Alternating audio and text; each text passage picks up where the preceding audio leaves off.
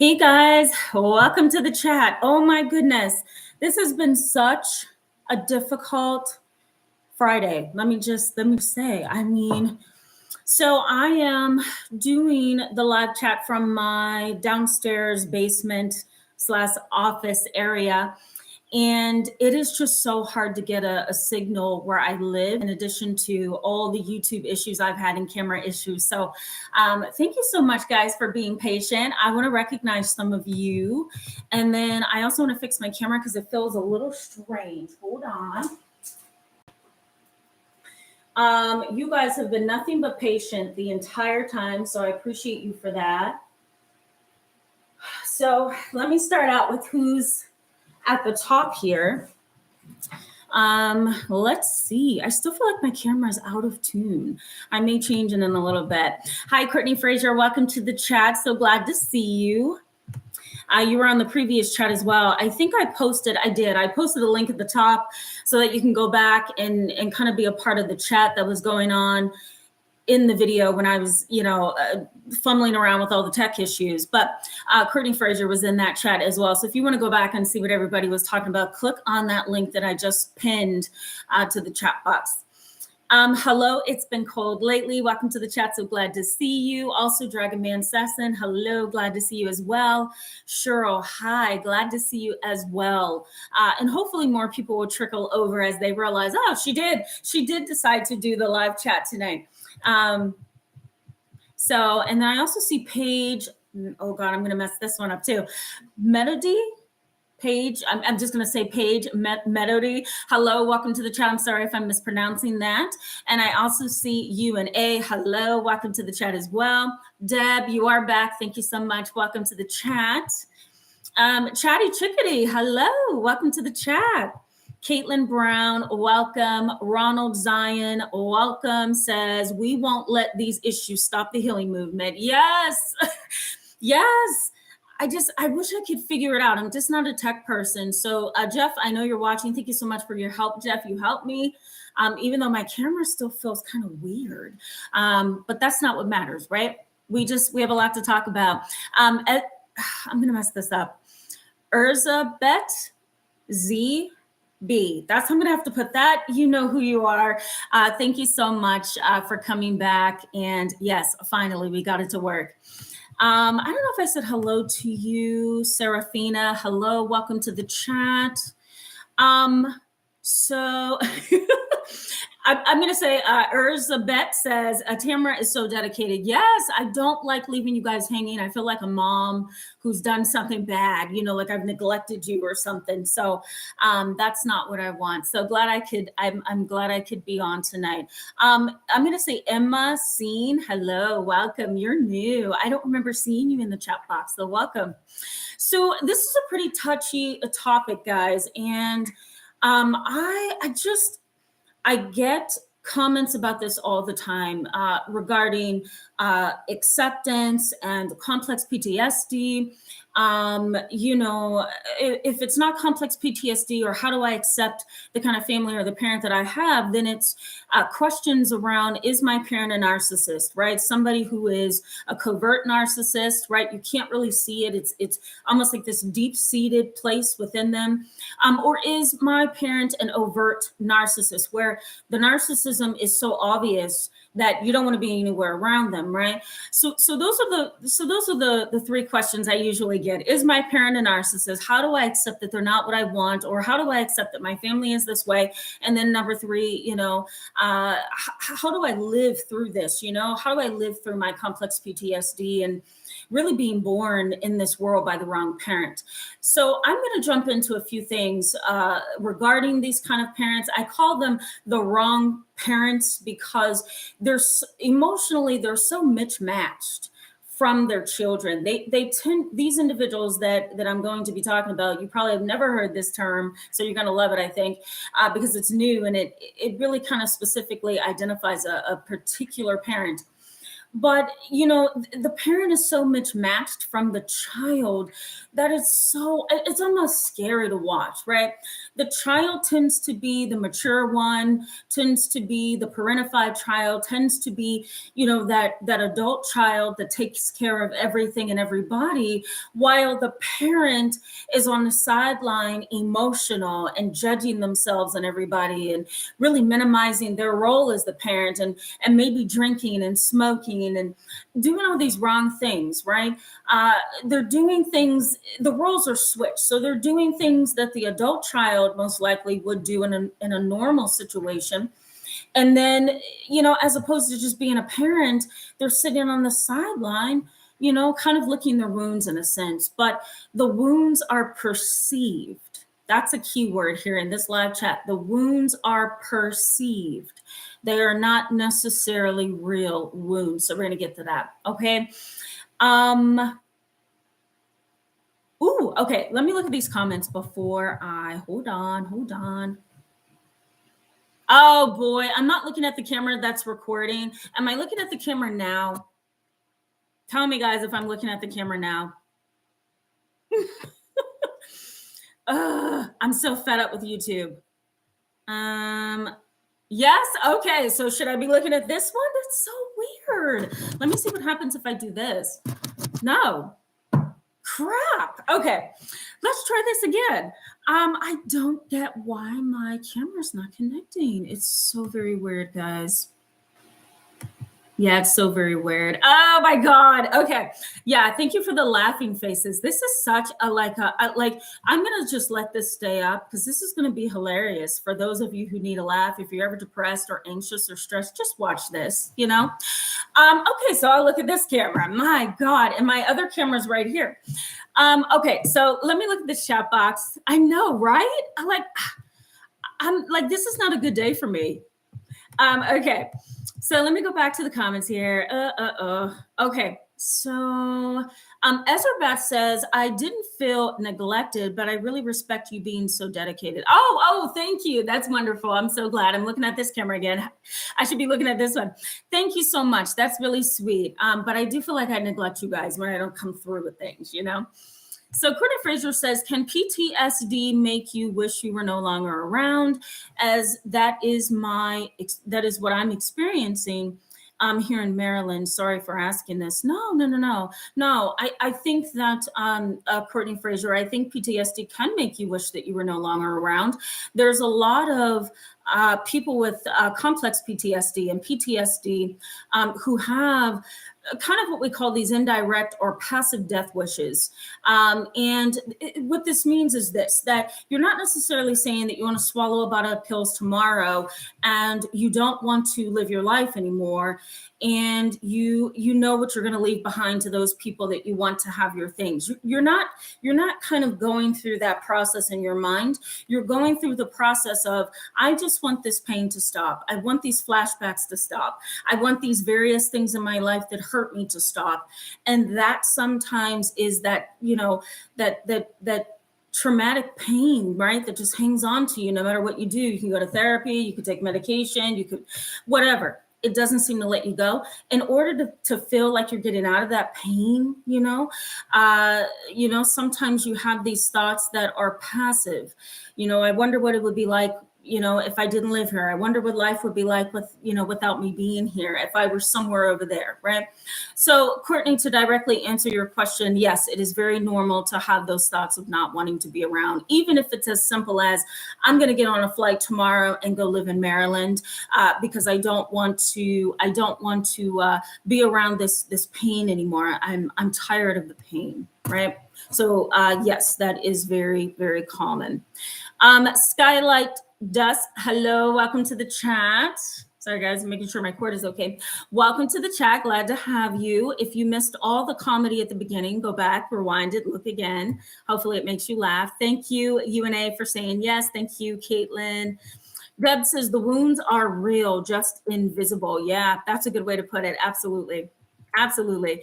Cheryl says, let me go back to Cheryl. Cheryl says, my mother hides her narcissism and my sister is an overt narcissist. And I'm going to my stepfather's funeral next Saturday. Yeah, I remember you saying that. And I'm very nervous. I just have to try and stay away from them. My suggestion with this, Cheryl, is, kind of have the attitude when you go there. And this is only a suggestion. It may be helpful for me to just mention it briefly here, that when you go there, you may want to be in the mindset that, okay, we don't necessarily get along. And so we're coming from two different roads in life. I'm just going to have the attitude of, here's my boundary. You're not going to go any further than I want you to. I'm not going to put up with any nonsense. And I'm coming here to say goodbye to somebody. And I just want to get through that so I can keep going on with the rest of my life while I'm still living. That's kind of the attitude that you probably want to take along with you. I think people can kind of sense the internal messages, just by eye contact, behavior, how far away from them you sit, right? What you do and don't do. All of those are nonverbal cues that most likely, your stepfather's family or family that's going to be there can pick up on. So hopefully that was helpful. Yes. As Abed says, I'm so fed up with YouTube. Oh yeah, I'm fed up with it as well. I'm sick of it, really. Either camera is fine. Think sky, light, dusk. I appreciate you for that. Oh my goodness. All right. I'm going to welcome you guys. Hi, Spicy Cat. Welcome to the chat. So glad to see you. Hello. Glad that you came on. You missed all the comedy. Go back and check it out after this goes off.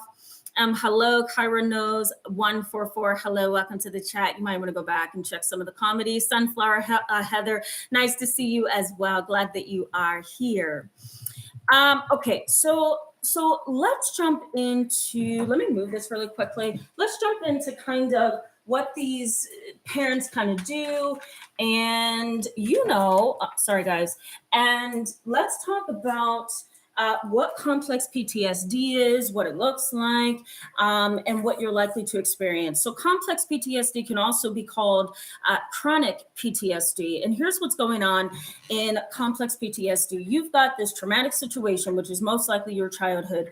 You've dealt with a lot of things with your parent, and we're talking about wrong, parents that are kind of the wrong parent for you, right? You're mismatched in how you think about the world and your needs, your emotions, things like that. So you have this parent, right, who hasn't really been a very good parent. You have some PTSD because of maybe sexual abuse at the hands of someone, primarily a parent. There may be some physical abuse as well, or some intimidation. Some mismanagement of their role as a parent. So you served as the parentified child. There's some emotional incest that has happened. I'll post in the description box below what that actually means. I did a live chat and a video on emotional incest a couple of weeks ago, but you may be the victim of emotional incest, where you're kind of taking that surrogate parent role, right? Let's say if your mom is lonely and dad walked out on her, mom may look at you as the new husband, right? And put all of those responsibilities onto you. You may also be the parentified child, once again, that child who takes care of the siblings. So let's say that this has been going on, if not worse, in your childhood. Now you have all these symptoms of PTSD. We have avoidance of anything that reminds you of your childhood. We have flashbacks or nightmares or night terrors, and even sleep paralysis that starts with a nightmare that reminds you of the trauma, right, or your childhood trauma. You may also be very reactive and impulsive when you are triggered. When you have a flashback or you're being reminded of something bad that happened in your childhood. There is also physiological changes, right? Increased heart rate. We also have, and this is not mentioned a lot, but migraine headaches can sometimes come from PTSD, really intense and severe headaches, right? And then there's also that emotional piece of PTSD where you're very emotionally reactive. You may be impulsive in the sense that you feel a slight, or you feel a reminder of what happened to you, and boom, you're there to get angry, or you're escalating really, really fast, right? You're from 0 to 100. All of these things describe PTSD. What makes PTSD complex or chronic is that the post-traumatic stress disorder stems from either a long-term trauma, right? Like in the, kind of like in the example of being abused in some form. It's a long-term trauma where there was no way out, or it's a repeated kind of a trauma over time through various situations, right? So complex PTSD kind of, if you think of PTSD in layers, right? PTSD is the bottom layer. Chronic trauma or acute trauma is that middle layer, right? Where you can work on it. It's a little tricky of a disorder, but you can work on it. You can heal from it. That top layer is the complex PTSD. If you think about it in layers, right? Complex PTSD is at the top of that, and it's the most complex and difficult, kind of disorder to treat, especially if complex PTSD is from childhood trauma. Now, I'm going to talk about the parents in a minute here. I want to give you a little bit of insight of what may be happening to your brain. So let's say you have childhood trauma from your parent, right? This parent was a narcissist, maybe even had some sociopathic traits where they were cold, they were insensitive to you, they had no empathy, they just couldn't relate to you, right? So let's say that that's going on. There's an almond-sized structure, I talk about this a lot on the channel, guys, that is found in the middle of the brain. And I wish I had a marker with me, or I would draw it out for you. But it's an almond-size structure that has a lot to do with our emotional memories. And here's what happens there. Let's say you are trying to move on. You're now an adult child of a very emotionally detached and selfish parent. And there's no love, there's no empathy, there's nothing, right? This parent is just cold-hearted, So let's say that that's what's going on. That almond-sized structure in the middle part of your brain is going to create over time all of these memories. And if they're bad memories, they're going to hold on to you. That's basically what's happening in flashbacks. That's what's happening in night terrors and nightmares. Sometimes it's that amygdala, that's what it's called, that almond-sized structure. It's really holding on to those memories and to those experiences in your past that have traumatized you. The amygdala is not logical. It never has any logic to it. It's not intellectual. It's more primitive, meaning it reacts based on what it perceives as a threat. So the amygdala is going to react to maybe the sound of your mother's voice, maybe to your mother sitting in front of you, talking to you and criticizing you. It's going to respond to that just because it senses a threat. It's almost like a flashlight. I say that every time I bring up the amygdala. It's like a flashlight. It's seeking out where that threat is in your environment. And if that threat is your parent and you're around that parent, or somehow you come across that parent, your brain goes haywire, right? Because of that almond-sized structure in the middle of your brain that has created all these emotional memories that are stuck. You can't get out. There's another part of the brain that has a lot to do with ADHD, and ADHD is often very connected to complex PTSD and PTSD as well. Now, with ADHD, we don't have a lot of research on this, and this is the sad part, that ADHD and trauma tend to go hand in hand, but we don't have research. ADHD affects what's called the prefrontal cortex. Let's just call it the prefrontal lobes, okay, just to make it very simple. This area of the brain has a lot to do with executive functioning, the ability to intellectualize and be logical and rationalize things. It also has a lot to do with impulse control, right? Whether we can pump the brakes or not in certain situations that trigger us. That's the prefrontal lobes. It affects ADHD, and it also affects you when you have PTSD or complex PTSD. Okay, you need your prefrontal cortex to help you navigate what's going on in the amygdala. So when the amygdala kind of, looks around for those threats in your environment, the prefrontal cortex says, hey, calm down. We know that you're no longer a child. We know that your mother is not around. You just had a bad dream. You just had a nightmare. You need to breathe. Go back to sleep. That's the prefrontal cortex. It gives you that ability to rationalize and really, really look at things like you should be looking at them. Okay, let's pause here. Okay, let me go to the chat box. I want to make sure that I'm not missing anything. Caitlin Brown says, can being a disorganized person come from trauma? Not referring to a disorganized attachment style, but just being not organized in general, even when I plan in advance, or even when planned in advance. Yes, yes. Hopefully I'm looking at the camera. I feel like I'm not. Yes, because Caitlin, I wish I would have read your comment prior to my explaining of this, but trauma, PTSD, complex PTSD can also impact the prefrontal cortex, as I just stated. And it does make it hard for you to organize, because the prefrontal cortex is where we learn to control our impulses, rationalize things, and even organize and plan ahead. So yes, the answer to your question, Caitlin, is yes. All right, let me keep going, guys. Yeah, Deb says passive death wish. Exactly right. Yep. Spicy Cat says, why is that called passive death wish? Yeah, so that's a wonderful question, Spicy Cat. Here's why. Because in the field of psychology and as clinicians, we're often looking for one of two things. We need to know, is this a direct threat to take your life at this time tomorrow with this particular weapon in this particular place?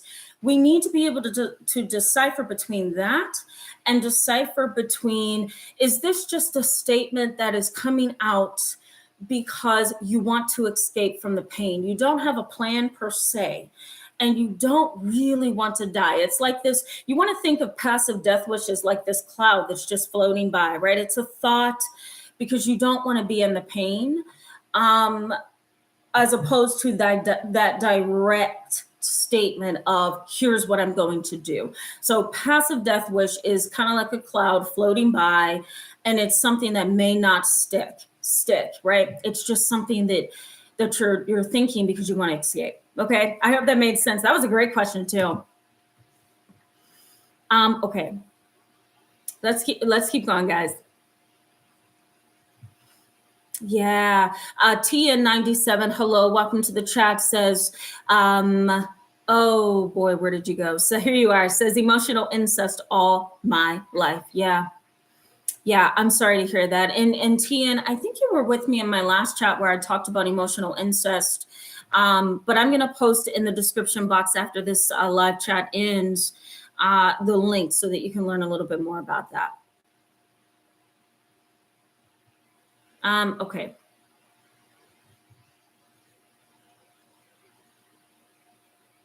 Yeah, Deb says, Tamara, I think you need to emphasize that the abuse or parentification doesn't have to be so severe. It can be a lot more subtle. I think that's why it takes some of us so long to understand ourselves. Yeah.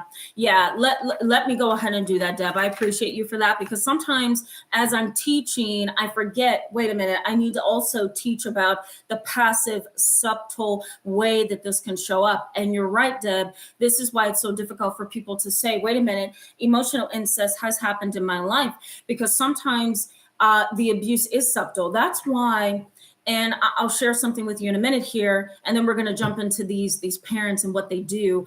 That is why the Child Protective Services area of things really has a very I'm going to say complicated and not a very direct way of taking care of complaints or reports of emotional and verbal abuse. Anytime as a clinician, I have had to report verbal or emotional abuse, it's almost like Child Protective Services sees that as this small, right? Because it's so very insidious, it's subtle, and it's really hard to prove, right? So you're right, Deb, that verbal abuse, emotional abuse, or any kind of other abuse, even narcissistic abuse, could be so hidden that it's really hard to identify when it's happening. And it makes it really hard for the victim, to say, this is what has happened to me. It makes it really hard for Child Protective Services to do anything about it as well. So I'm glad you brought that up. Thank you for that. UNA says emotional incest is hard to hear for those who experienced, I hate to call it actual incest, but that's the way it feels.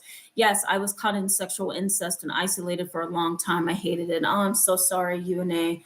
That's a painful reality. And you kind of mimic my mom. My mom sometimes watches my YouTube, and she's like, Tamara, why are you calling this emotional incest? She's like, oh my God, please don't do that. And I'm like, well, Mom, this is kind of what it's called.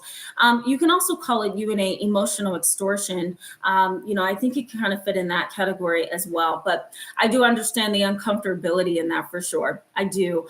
Sometimes we do get stuck in emotional abuse. We get stuck in verbal abuse. We also get stuck in emotional incest because the parent can waver between a nice parent, sometimes a loving parent, and what seems to be a caring parent.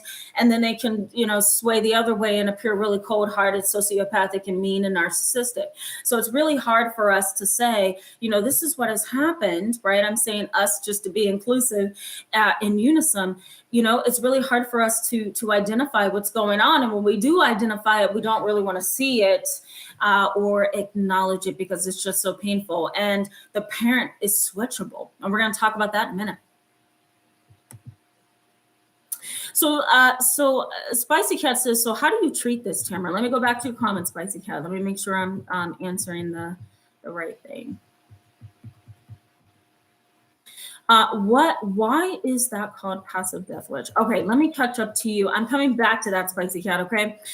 Leslie Hill, hello, welcome to the chat, so glad to see you. Says, I'm this toxic mother, really want guidance. I found a psychiatrist finally. Oh my goodness. Well, first you're doing the right thing by being able to just point that out and say, okay, I'm the toxic parent, I need help. So thank you for that, Leslie. I want to applaud you. That's great. I think that's the first step towards getting the help that's needed, So I'm going to talk about this in a minute. You may see yourself. So hang tight. Cheryl says, thank you. That's great advice. Yes, you're welcome. Not a problem.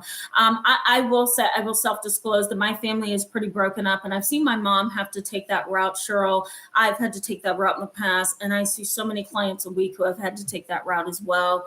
It's the only way to block your heart from being hurt all over again, Sunflower Heather says, Cheryl, my condolences for your loss. Yes, mine too. And that's so sweet, Sunflower Heather. Thank you for that. Skylight at Dusk says, painful how others try saying you are making up your PTSD. It was also insinuated that I am self-centered for dealing with pain. That alone was intensely painful. Yeah, absolutely. Because here you are trying to, identify and recognize and validate your own experience. And there's other people over here who really don't understand you, perhaps saying that that's not what is happening to you. Honestly, Skylight at Dusk, I would just have the attitude of, I don't care what you think. I experienced the pain. I experienced the discomfort. And here's the label that I'm given to it. That's basically the way that I would look at that, and then I would ignore these kind of family members as they obviously don't know what they're talking about, So, okay, let's jump in, guys. And I'm going to go back to your comments in a little bit here. Let's go back to the content. Okay, let's talk about, what's going on here with these kind of parents. I'm going to introduce a brand new term to this channel. You guys are going to have to Google this. I'm going to explain it, but you're going to have to Google it because it is all over the internet. I actually believe it's like the new term for people on YouTube and the new term for people who have really emotionally detached parents. So the term is rejection dysphoria or rejection sensitive dysphoria. You're probably like, what the heck? So what is going on here? So let me repeat that. It's rejection dysphoria, I'll put it that way, or rejection sensitive dysphoria. What this is in a nutshell, it's a parent who is so afraid, right? Whether it's because of childhood trauma, narcissism, whether it's because of dependent personality traits.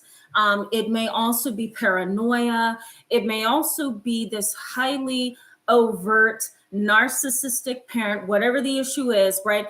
They have a really hard time feeling like they are being judged, feeling like they are being manipulated, feeling like they are unloved, feeling like they are abused, neglected, and they've done it all to you most likely, right? But this is what they're afraid of, and they're so afraid of failure, they're so afraid of rejection that they cannot function. And there has been talk in the field of psychology recently. It's not in the DSM or the book of diagnoses, I'll call it.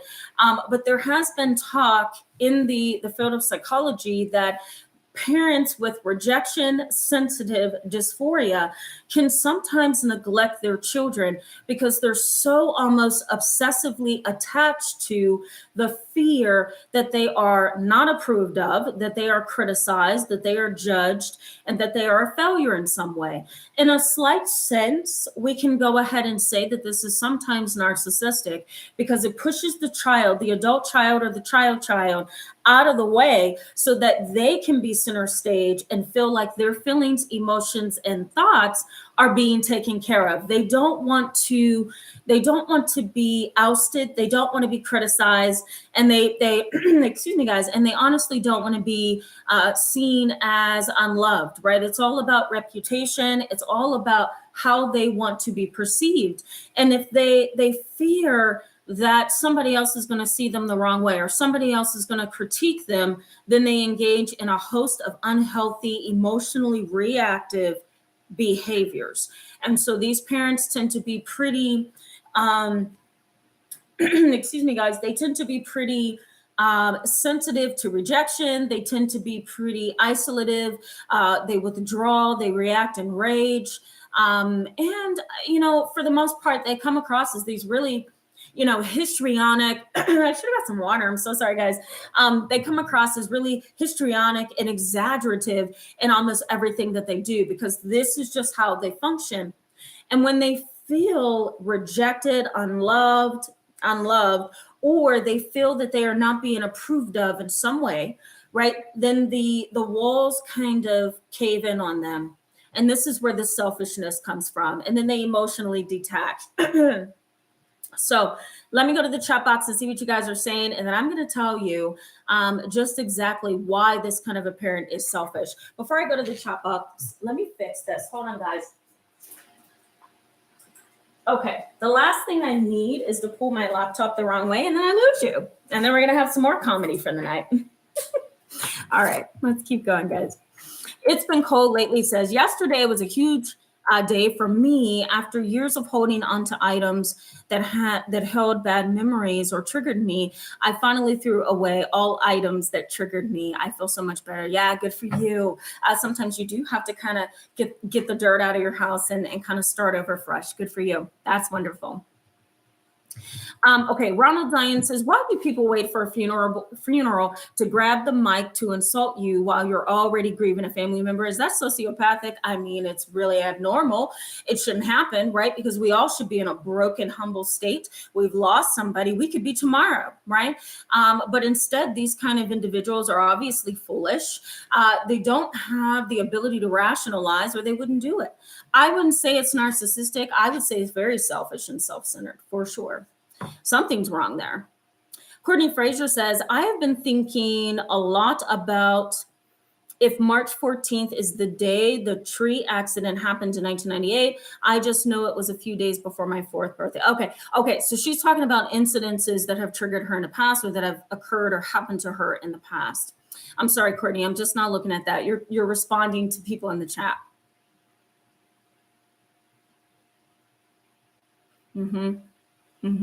Some of these I'm just reviewing. Yeah, so Cheryl says, Tamara, lately I have hold on. I don't know why YouTube is trying to censor you, Cheryl. You haven't said anything wrong. Cheryl says, Tamara, lately I have had little parts of me draw pretty scary pictures that I'm having such a hard time wrapping my mind around. I'm going to stop having them draw. I don't think it's good for anyone. Yeah. I think sometimes activities of reflection or reflective work can be helpful clinically, but at the same time, Cheryl, if it's conjuring up or triggering these different reactions in you, I would pump the brakes on that and just wait until either you're ready to go back to it, or you have a therapist that can kind of walk you through that in a healthy way. Sometimes self-reflection isn't good when we're self-reflecting on our own. Sometimes we just need to just pause that because we're not quite ready for it as we think. Thank you so much, UNA. Says you are looking directly at the camera. Wonderful. Thanks so much, Sunflower Heather. That's so sweet. You guys are so wonderful. Just absolutely wonderful. I love all your love and the community that you show. Oh, thank you, Cheryl. Yeah, my mom got them for me. My mom does this thing, and I swear it's not narcissistic. It's just a hardworking mom trying to get the credit. She saw me with these on today, Cheryl, and she's like, "Did I get those for you? I think I got those for you. I think I got those for you." I'm like, "No, I think I picked them out." She's like, "No, I picked them out." And that was the end of the story, because I'm not about to argue with my mama. I'm just not. Okay. Yeah, Kyra knows 144 says insidious indeed. Yeah, abuse is insidious. It's just, you can't see it all the time. I'm feeling compelled to share some of my child protective services experiences with you at some point. It's really sad. Gigi Gonzo, hello, welcome to the chat. So glad to see you as well. Says hi. Does being raised by a bipolar parent possibly create PTSD? Absolutely. It depends on the intensity of the illness, right? So let's say you have that parent with a bipolar disorder and they are untreated or poorly treated, and they tend to be so depressed that they walk around mopey all the time. They argue and fight with you. They're irritable. They're reactive. They're impulsive. They drink or they smoke a lot. And smoke, I mean marijuana or any other drug. They overdo the substances in their life, and even within the family, right? They're embarrassing to you. They say or do things that's not okay. They're destabilized. They're disturbing. All of that can be a traumatic experience. Now, if we swing on the other side and talk about mania of bipolar disorder can also be traumatic for an adult child or a child, because that manic parent, if they are not treated right or not treated at all, they could drive really spastically. They could, drink a lot of substances and get behind the wheel because they feel so great and wonderful and grandiose. They can also be very abusive at times if they're not treated or they're poorly treated. They may gamble all the money away. Like these kind of parents, if they're not treated right, or their treatment it's not occurring at all, then it can be a traumatic experience. In fact, I think all mental illnesses can be traumatic if a child or adult child is under a parent who is not getting the proper care. I think any disorder or mental illness can be traumatic, to say the least. Thank you for that question. That was a good question. That was great. Okay, let me keep going. Yeah, thank you, Sunflower Heather. She says she's clarifying, and she's also like trying to help me make this stick. She says the new term is rejection sensitive dysphoria. Rejection sensitive dysphoria. Some of you, and let me just kind of give you a disclaimer, some of you may go look this up and be like, okay, that is me. I'm like this. That could be true. But I want you to kind of conceptualize this live chat as okay, we're talking about a parent who's selfish. We're talking about an emotionally detached parent, and they're emotionally detached because they have these internalized sensitivities, right? Hence the term rejection sensitivity, what did I say? Rejection sensitive dysphoria or rejection sensitivity. You could also say that as well. We're talking about a parent who has these sensitivities and they are unable to give to you. Emotionally, psychologically, they're not available to you. They're unavailable because of this rejection sensitivity. Okay. But you may look this up yourself and say, okay, well, this is me. And it very well could be, but it doesn't mean that you are one of these kinds of individuals that I'm talking about in this chat, if that makes sense. So let me clarify that. Let me also state before we get back into the content here that rejection sensitivity is kind of like a conditioned response. And What I mean by that is that these parents have been rejected over time, either because they were narcissistic and cold and nobody liked them. They were never approved of in their own mind and in their own heart. They see themselves as negative people.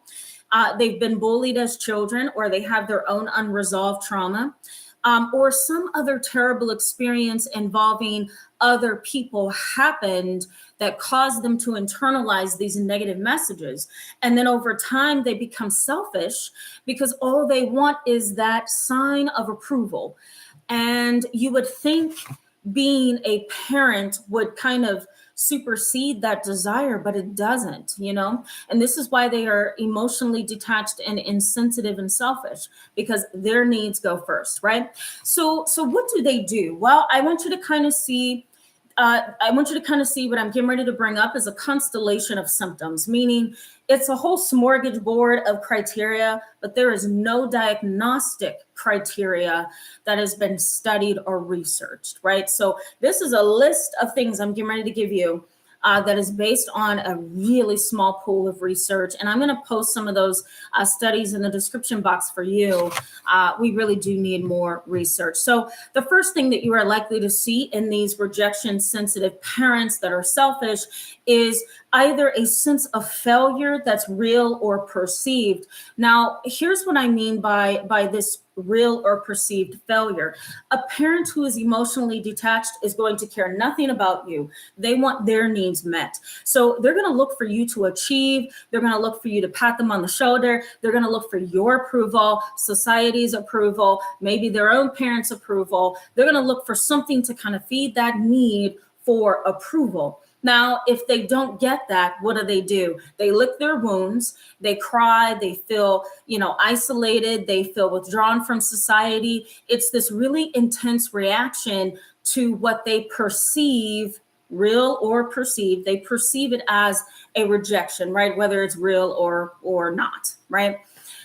So these kind of parents, again, they want you to make them look good. They want to be told that they're good parents. They want a pat on the back. They want to be praised. They want to be embraced by other people, but they don't know how to offer what a parent offers to their child. So you're going to be quite insecurely detached, and you're probably not going to have a good relationship with this parent. All they want is their emotional needs met, right? And that's really the truth of that.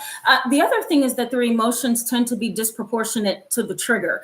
The trigger could be maybe you're angry. You don't want anything to do with your narcissistic or psychopathic parent. You're done with their games. You don't want to be manipulated anymore. You're tired of them crying and just being a burden on you, right? So you wash your hands of it. You say, you know what, I'm out of here. Their reaction is going to be a huge volcano of an explosion because they don't want to be rejected. That is the key word here. Rejection is painful for them. Painful because it all goes back to a need to be embraced. It all goes back to a narcissistic sense of, what's the word I'm looking for? Entitlement, right? They feel that they should be approved of, accepted, liked, loved, the list goes on, even if they don't show it to you. That's the dichotomy. They don't care that they don't necessarily show it to you, but they know that they need it for their own emotional survival.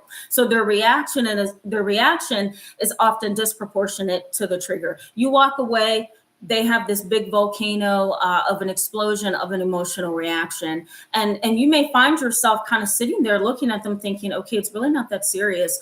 But to them, it is. The world is ending. You also want to think of these parents as having these lashing out kind of responses to things. They're full of rage and hostility when they feel rejected. They don't want to feel that. Even though, they may have experienced rejection, over the course of their whole entire life, they never want to experience it. So their reaction to rejection always seems like they can't handle it. So there's this, again, huge explosion, and it's hard to manage because they react out of impulse. Remember, we talked about the prefrontal cortex a few minutes ago, and that ability of the prefrontal cortex to kind of help us control our impulses. They don't have that. They don't have that at all. And that's why they react so emotionally to any kind of perceived slight, criticism, judgment, or threat. Let me also mention before I go to the chat box, there's irritability and there's what we call kind of like these roller coaster emotions, you know? One minute they're up in the arcade, next minute they're down, they're up again, they're down again. And it's really hard for you to figure out, where is my parent here? They're so emotional that sometimes it can throw you off, right? And you may actually start extending yourself to them because you feel so bad. There's where emotional incest usually comes in. You become the parent, they become the child. That's the sad reality of this whole thing. All right, let me go to the chat box, guys, and then we're going to wrap up in literally 5 minutes. This has been some live chat, but you guys are like awesome. Hi, Christina Holmes. So glad to see you. Welcome. Elizabeth says, my mom always says I'm hurting her. Then why she is communicating with me sometimes okay, so then why is she communicating with me sometimes and inviting me to her home? She also cannot stand if I really try to break connection with her. Well, maybe it's this term that we're talking about. It's the rejection sensitive dysphoria. And dysphoria is kind of like this skewed perception of things, and it's murky and it's nebulous, right?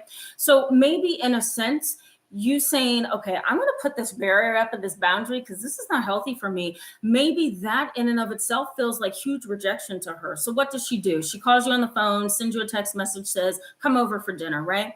Because maybe in some small way that feels better to her than feeling like you've rejected her completely. Again, it's a roller coaster. So you're going to be on this with her probably for a while. And she may never know how to just walk away from you and just let you be because she doesn't like that sense of rejection, whether it's real or perceived.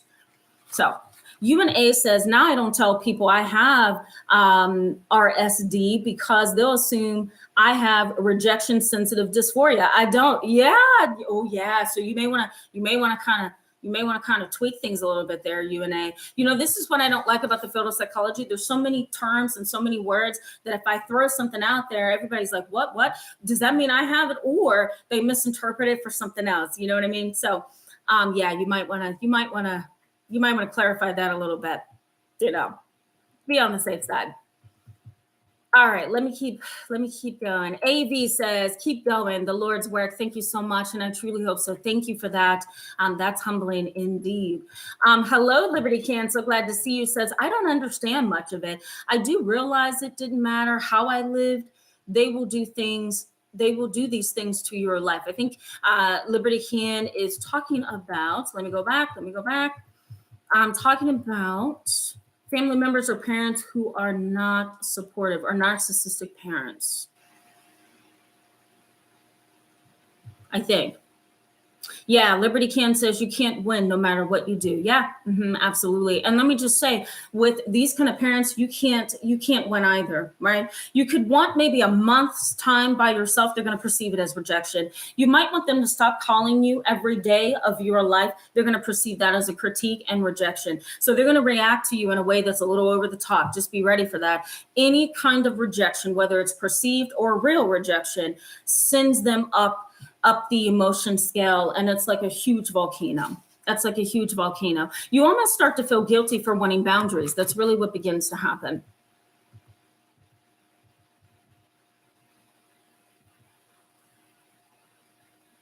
Paige says, describing my mother to a T. Any question I have is just embarrassing to ask because it's obvious I need to get away from her and her family. Yeah, absolutely. Yeah, I'm sure. And it's pretty sad that you're seeing your mom in this live chat because even though I know these people exist, I hate being the bearer of bad news and saying, here's another potential disorder that your parent may have. But I think because this is such a new term, and people are throwing it around online so much these days, and even professionals, that I think it's important for us to kind of talk about and dial down on and say, okay, wait a minute, this is something really good that we need to kind of pinpoint here. These parents do exist. We just never had a label for them. And I think we have mislabeled them too. I think we've looked at the term borderline personality for these kind of parents, and that's not always the case. Sometimes these parents don't even have a personality disorder. It's just their reaction to things, and the reaction is pathological to say the least. It's just too much. You're welcome, Liberty Can. Thank you for the flower. Thank you so much. Gigi Gonzo says, thank you. Yes, you're welcome. You're welcome. Yeah, absolutely, Courtney Fraser. You're welcome. She says, this was so helpful. Thank you. Yes, you're welcome. Welcome to the chat, Michaela. Hollywood, glad to see you. Says, I grew up with all this stuff. My parents were emotionally immature. Yeah, absolutely. And you almost have to look at yourself and say, okay, I grew up with this kind of parent. What toll has it taken on me? You know, is this not a good toll? What's going on here? Like, you know, am I stronger for it or am I weaker for it? What's going on here? And as a therapeutic activity, and I'm going to suggest this to you, get back in the content, and then we're going to wrap up. As a therapeutic activity, you may want to grab a pen, a piece of paper, and sit there and write down all the behaviors that you have seen in your parents on one side of the paper. So here's my emotionally immature parents. Here's what they've done to me over the many years that I've lived under them. And here's who I am because of it. And you know, just to visualize that and look at it can kind of give you some insights about yourself. Sometimes you know what's going on. Sometimes you know what's going on. But watching it and looking at it on paper is a whole different thing. Once you see it written down, it really does seem to click for some people. So that's just a therapeutic suggestion as well. All right, guys, let's get back into this, okay? We only have like 3 more things to cover. This rejection sensitive parent, you know, I think we talked about, you know, their reactions are disproportionate to the trigger. They tend to be really emotional. They also tend to exaggerate. That's the next one. They exaggerate the rejection. So let's say you're done with your dad. Okay, he's a psychopath. He cares nothing about you. He's had affairs, you know, while your mom was married to him, and he's abused you, neglected you. He's treated you so badly.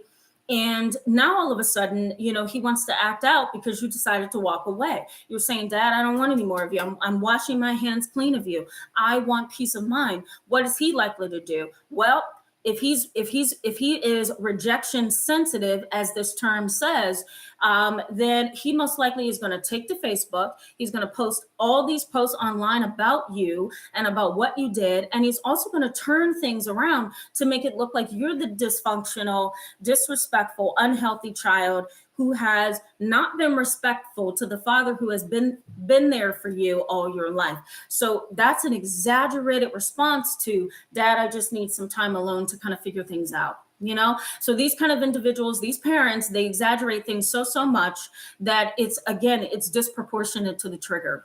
The other thing is these kind of parents tend to be very dependent on the child. So you're the surrogate husband and wife, you're the parentified child, you're the one that gives them job advice, you're the one that gives them emotional advice, you're the one that gives them everything that they need. You are a connection to their supply of blood. That's basically how I want you to see this, you know, and they also tend to overcompensate. They overcompensate.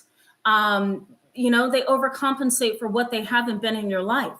So they can't be the right parent to you because they're always reactive, they're emotional, they're sensitive, the list goes on. And so how are they going to overcompensate? Well, they'll buy you everything they can. They'll offer to pay your cable bill, offer to pay your cell phone bill. They'll make their front lawn look extra nice so they can look like the richest house on the block. They overcompensate. This is how they survive. You know, these kind of parents are just dysfunctional in how they view the world. Their lens are skewed, right?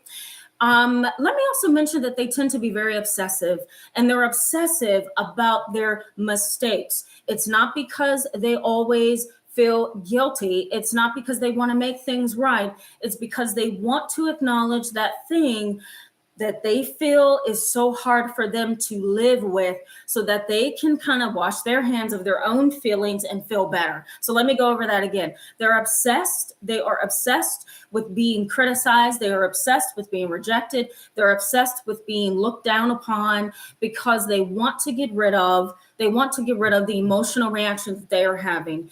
It's not about you. Again, they're emotionally detached. It's all about them and what they feel. You know, so they obsess over that rejection, that critique, that you know, that thing that makes them feel like they did something wrong because they want to feel better. They don't want to feel that. You kind of want to think of these kind of selfish, emotionally detached parents as, you know, they feel like an elephant is sitting on their chest, and they have to do a few things to kind of push that elephant off of them so that they can kind of be what they want to be in life. They want to see themselves really well, and so they have to push that heavy elephant off their chest. And that heavy elephant for them is rejection, criticism, correction, whatever. It could be as simple as I'm taking my mom to therapy to see if we can work together. That therapist may say something and it severely wounds this rejection sensitive parent. And so they're probably going to mope. They're probably going to exaggerate. They're going to take to Facebook. They're going to go to Snapchat, Twitter, wherever they go to talk about their problems. They're going to try to create a community of people who kind of, pat their wounds and bandage their wounds. It is such a difficult kind of reaction to criticism. I'll put it that way. And it's hard for you as that adult child to manage that, because sometimes whatever you say is just not enough. It's just not. Okay. All right, guys. Lola Sunshine, I'm going to look at your chats and then we're going to wrap up. Okay. This has been some chat. I think I said that earlier too. I think I'm in shock. Let's see. Lola Sunshine. Hello. Welcome to the chat. So glad to see you. Says, my emotionally immature parent uses my other parent as a flying monkey. That's likely to happen. Or a detective to carry out all of their dirty work. Fun. Not. Yeah, absolutely. If you have a rejection sensitive mother, she's most likely going to run to her husband, cry and say, look, I really need you to deal with her. She's not being respectful to me. This is not right to me. And what does dad do so that he doesn't have to continue to deal with the mom who's overly emotional? Well, he's going to go against you because that's the only way that he's going to have some peace of mind in his own home. That's the sad reality of that. It really is. I'm so sorry you had to deal with that because it kind of puts you in the middle, Okay, Liberty Can says, yep, don't post on Facebook. I did, and it wasn't the way to get a voice. Yeah, so true. So true. But we learn from our mistakes, right? Liberty Can. Serafina says that really hit home. They exaggerate so badly. Yeah, right. Because it's easy to hide in exaggeration. It's easy to hide in exaggeration. And so you want to kind of think of these parents as people who are just constantly looking around, right? They're constantly all over here looking around for some approval for their own needs. And so if they exaggerate things, they can hide in that, that's the sad reality. Deb says, self-care for adults of emotionally immature parents. Listen to Self-Care for Adult Children of Emotionally Immature Parents by Lindsay C. Gibson. Thank you so much. Thank you so much, Deb, because I have it written down to mention that. Lindsay C. Gibson is published by the people who have published me, New Harbinger Publications, and she did a first book. Let me pull it up really quickly. Adult Children of Emotionally Detached Parents. And now she's come out with a new version, which is Adult Children of Emotionally Detached Children, but it's self-care. My goodness, if I can speak. But it's all about self-care and how to kind of nurture yourself, right? Because you need it. All right, so let me pull this up so you'll just know what it looks like, okay? Because it can be hard to find. So here it is. It's on Amazon. And it is on sale for $9. It just hit the bestsellers list. Oh my God, Lindsay, I want to be you when I grow up. See that, guys? So there you have it. That's the first book. And then there's a second one. And I don't know if I can find that right now, but I would go to Amazon. Oh, here we go. I'm so proud of New Harbinger, and I'm not just proud of them because they're my publisher. They just do such awesome work. All right, here's the next one. And this is the one on self-care. I don't know if you can see that. Hopefully you can. If not, I will post it for you. And so it's a really good book. I've already read it. So thank you so much for that, Deb. All right, let's keep going, guys, because we're going to wrap up here.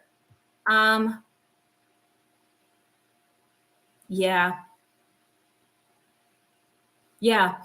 Michaela Hollywood says, I remember one time getting upset as a child. My mother scolded me. And maybe that scolding was because she couldn't accept that you were upset, right? Some of these parents, the rejection sensitive parents, they don't want you to be upset with them, right? Because if you're upset with them, what is that? That's a rejection, Yeah, that's great. That's great, Michaela. I'm glad to hear that. She says, this book is really helping me. Yeah, very true. Serafina says, they also only take advice that supports their own point of view. It's so frustrating. Oh yeah. That's why a lot of these kind of parents drop out of psychotherapy because, they feel like the therapist is going against them half the time. Alyssa Paluzzo, hello, welcome to the chat. I remember seeing you before. Glad to have you. I'm going to sign off in 2 minutes, but so glad to see you. Says, when do you go live again? Whoops.